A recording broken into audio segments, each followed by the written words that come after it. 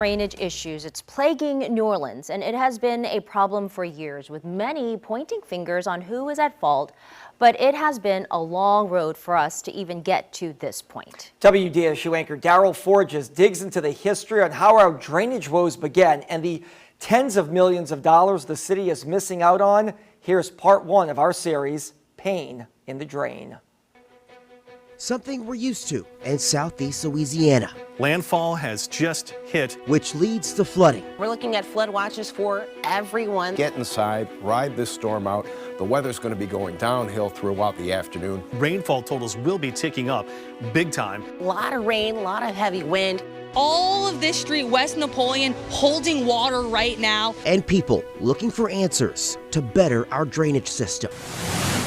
How do we let things get to this point? This is unbelievable. When it rains hard, we get almost waist deep. We just can't take the rain. It can rain like 15 or 20 minutes, it's going to flood. That's just the way it is around here. And frustrated.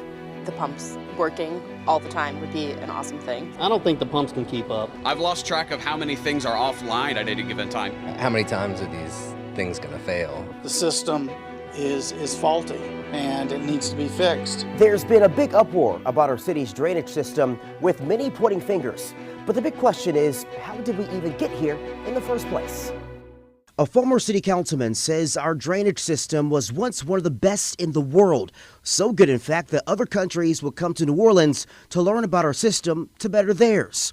But that changed in the early 1990s. How much money was lost from that millage because of that?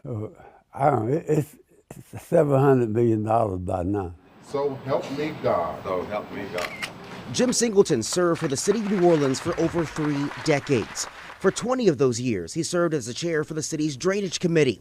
In the early 90s, Singleton tried to keep the millage to continue funding the system. The business council with Jim Bob Moffett, I don't know if you ever heard that name, was the chairman of the business council. They fought it, and when the vote came up, they killed the millage that had been in effect for 50 years. But the millage failed, costing the city hundreds of millions in funds. Singleton says if that millage continued, his hope was to replace the old equipment. You had people used to go and have to make the parts for the machines to operate. And you had people that in the machine shop that could do that. Most of those people either gone, they retired, or they just not around anymore. But the upkeep of the system was needed. The challenge was trying to appeal to the community to keep that funding. If not, this could be the start of a major issue for the city's future. If we could not convince the community and the public officials to do something now, it's going to come back to haunt us later. And do you think it's haunting us now? No question about it. If you could describe the city's drainage system in one word, how would you describe it? Dysfunctional. It's fragile.